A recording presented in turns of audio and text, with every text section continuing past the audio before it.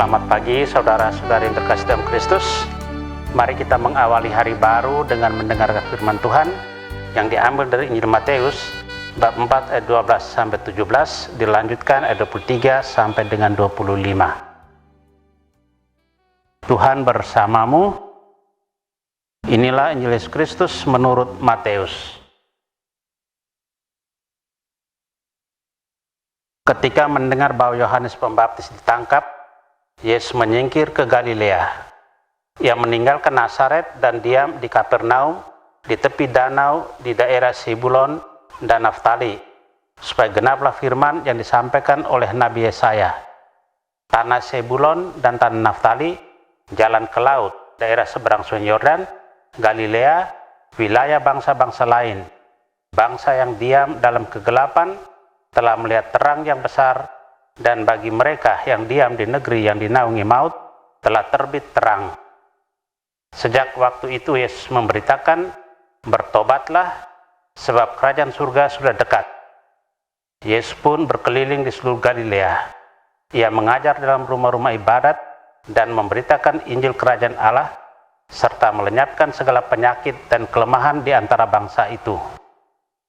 Maka tersiarlah berita tentang dia di seluruh Syria, dan dibawalah kepadanya semua orang yang buruk keadaannya, yang menderita berbagai penyakit dan sengsara, yang kerasukan, yang sakit ayan dan lumpuh. Lalu Yesus menyembuhkan mereka. Maka orang banyak berbondong-bondong mengikuti dia. Mereka datang dari Galilea dan dari Dekapolis, dari Yerusalem, dari Yudea, dan dari seberang Yordan. Demikianlah Injil Tuhan. Menjadi anak terang.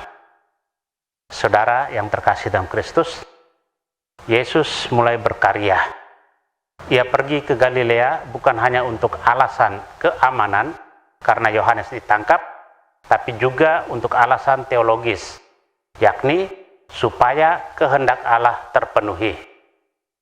Ia datang dan diterima sebagai terang yang melenyapkan segala penyakit dan kelemahan, dan berkhotbah yang berisi ajakan bertobat karena kerajaan Allah sudah dekat.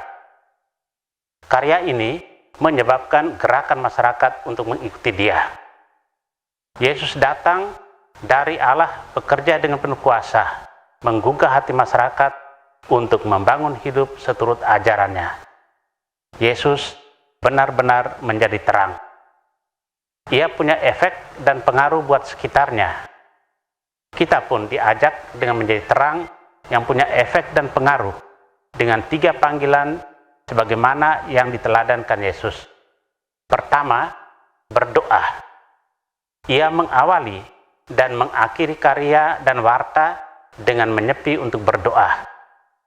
Ia menjadi seorang man of God yang tidak hanya sibuk untuk Tuhan, tapi sibuk dengan Tuhan.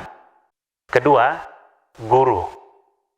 Ia menjadi guru dan mengajar tentang nilai-nilai kerajaan surga di banyak tempat. Dan ketiga, penyembuh. Ia menyembuhkan banyak orang sakit dan membebaskan banyak orang yang terbelenggu. Saudara yang terkasih, kita diajak untuk belajar dari Yesus Sang Guru sejati. Lihatlah, ia yang mengajar dan menyembuhkan banyak orang dalam kehadirannya. Hidupnya menjadi sangat bermakna hingga orang berbondong-bondong mengikuti dia. Amin. Marilah berdoa. Tuhan, terima kasih atas anugerah hari baru. Terima kasih atas perlindungan malam tadi. Terima kasih atas kesehatan badan dan jiwa. Tuhan Sang Terang Sejati, syukur kepadamu atas segala berkat yang boleh kami terima. Semoga hidup kami selalu menjadi terang, pembawa pengaruh positif bagi sesama. Bantulah kami juga untuk selalu belajar, hidup sebagai anak-anak terang dengan saling mendoakan, mencerahkan, dan menyembuhkan. Kristus terang dunia, berkatilah keluarga-keluarga kami, jadikanlah kami alat kasih-Mu, dan pantaskanlah kami menjadi hamba-Mu yang setia. Amin. Tuhan sertamu.